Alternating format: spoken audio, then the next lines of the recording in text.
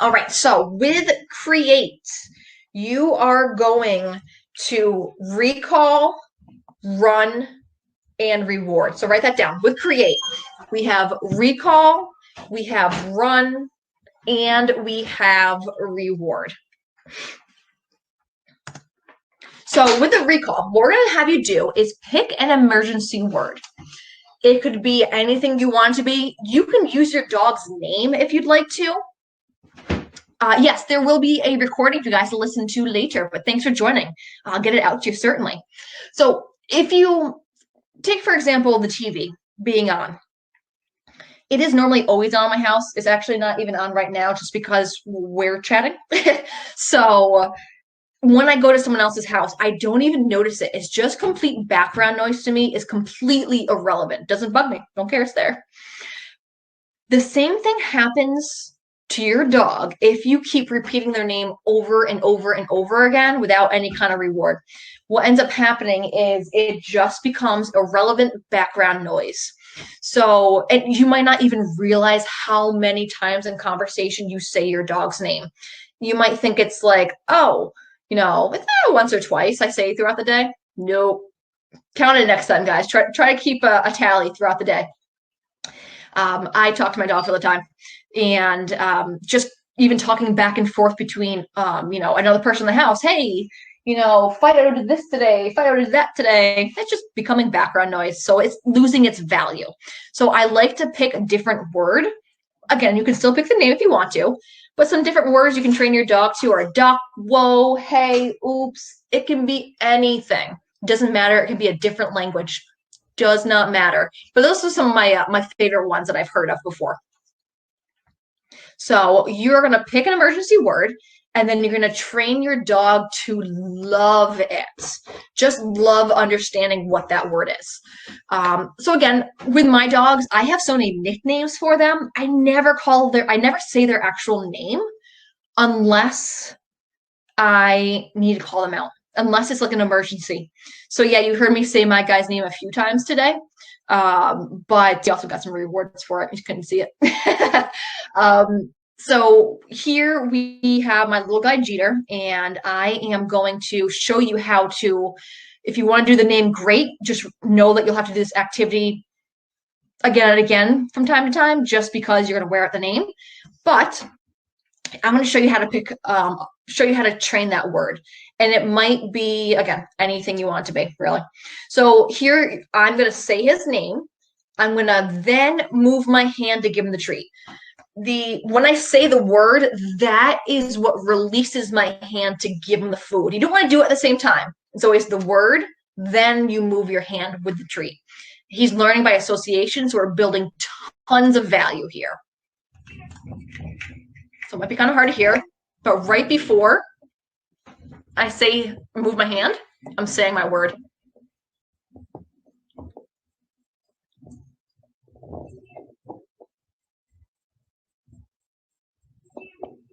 Your dog can be looking at you, cannot be looking at you. I don't care. Practice everything.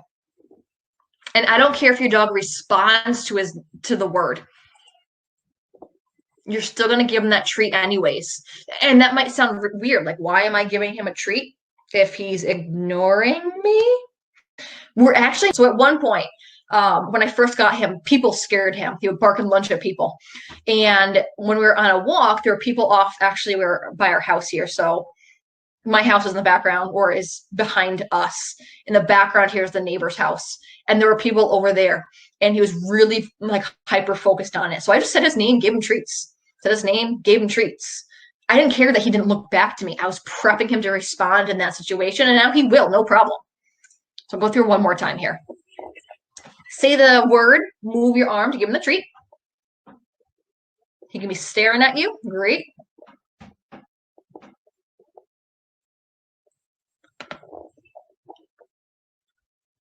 And at some point, make sure that you guys are moving around too, and that he's not looking at you when you say the word. If he doesn't respond, no worries. Give him the treat anyways.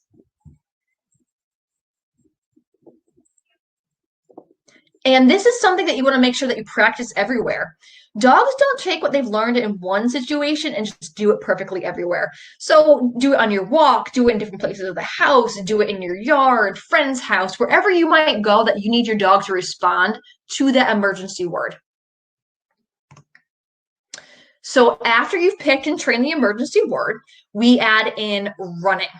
So you want to make running away fun. So you can use praise, you can use your voice, like a little, oh, come on, like a little high verse, the high pitched voice of females, especially.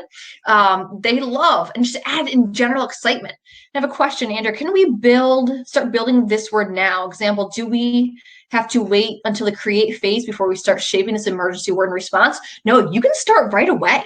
It'd be great. The stronger the foundation, the better. So you can be working on your breakthrough area with the open bar, and you can be working on this. Definitely doing both. And I do want to say that when you're working on creating and training your dog to what's called an emergency turn, is what we're putting together here, is that I never, ever, ever want you to put your dog in a situation that he can't handle in order to do an emergency turn and get away. I never, ever want you to do that. This is being trained. So if something does happen, an unexpected situation does happen, off-leash dog, a person, a bike coming at you, you can get your dog out of there. So you can practice all these little pieces separate and then put them together. And I'm gonna go through and show you, but I wanted to preface that and tell you guys that. So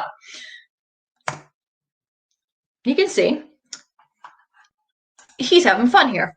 We're just working on the running. He likes the clapping. That gets him extra excited, so you'll see me clapping. And I'm using a pretty high-pitched voice in there too. And just lots and lots of praise. I can tell you he was quite tired after this. Little bit of running around. This kicks in their chase drive. So if you ever have your dog off leash and they're not responding, if you run away, they're more likely to follow you because they're not going to be playing chase. All right, so we've done the emergency recall word. We've run, and now we're going to give a reward. Give something special. It could be a treat. It could be affection. It could be an action. And the action that you're about to see in here is that I raise my hands up towards the sky, palms up, and that's my dog's signal to jump because he loves to. So that is, I don't really want him jumping at me in general, but this is what I encourage him to because I know he has fun with it. I know it's a reward for him. So let's add that on to the end for doing an extra great job here. So you're going to see me doing that with him. And again, you might be thinking, there's a red circle, guys, going to stop you here. You might be thinking that you will always have to carry treats, and that's not the case. This is just a special add-on if you have it. The main reward is having fun and getting out of the situation that would normally cause the barking and lunging. Just that running away, that's why we want to make sure it's as fun as possible and they're just enjoying it. And if you're concerned about rewarding bad behavior by giving him a treat, if he's already barking and possibly lunging before the emergency turn, think of this. Would you prefer to drag your barking and lunging dog away as he continues to do so, or happily call him out and run away together? I don't know about you guys, but I don't care. I prefer that even if you get a bark or two out, if you're going with me and I'm not dragging you away, if you're going with me, this is awesome. I'm going to give you something for that because I know how so hard that was for you to respond, and I want you to respond to me again in the future. So if you actually, honestly, guys, if you practice this enough, the emergency turn can become an automatic behavior where you don't even see something coming. It just pops out, and then your dog suddenly just goes the other way. Like, where are you running to? It's just, because he's running away from that thing just popped out. It happens quite often with my dogs. We have things that come into our yard a lot, and he's just, other way, which is great. It's exactly what I want, and I don't have to be vigilant. So this is the happy excitement. You can see my hands are kind of going up to the sky a little bit as I'm bending down. That's just me encouraging him up. I'm talking high pitch, petting him, having him jump. You see, he's just having fun. This is an extra special reward for him.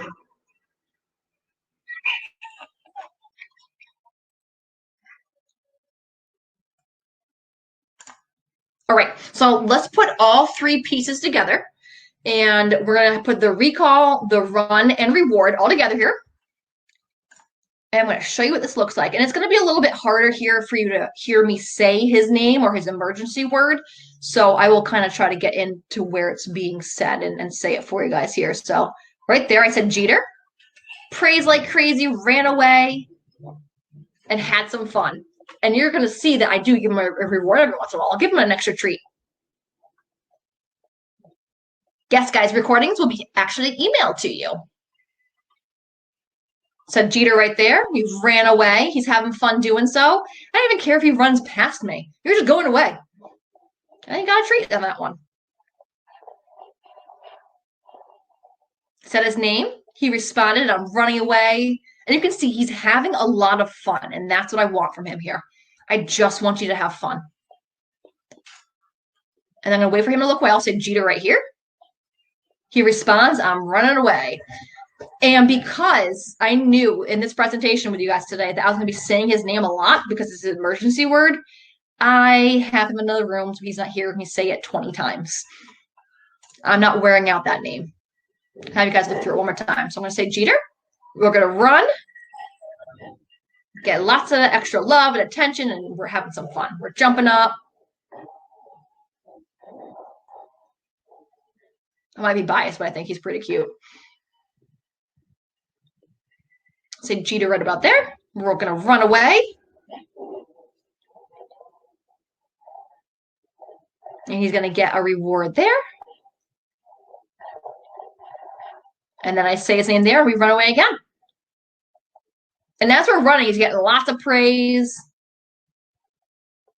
For training treats, any that I recommend, you can really pick anything, honestly. Let your dog pick what they prefer, but little tiny pieces, especially for a 20-pound dog, little tiny pieces is just a taste. So actually, let me put my screen up here real quick. Let me go on to video with you. So with my guys, I don't know if you can see these. These are little Charlie Bear treats. And so for my guy, my 50-pound guy, I break this thing in half. Even if I'm doing like the open bar activity, I'm breaking it down like quarters, like even like a little tiny quarter there. I have this little homemade thing that I might even cut in half, especially for my little guy. My little guy here, Jeter, he is like 27 pounds. It's just like kibble.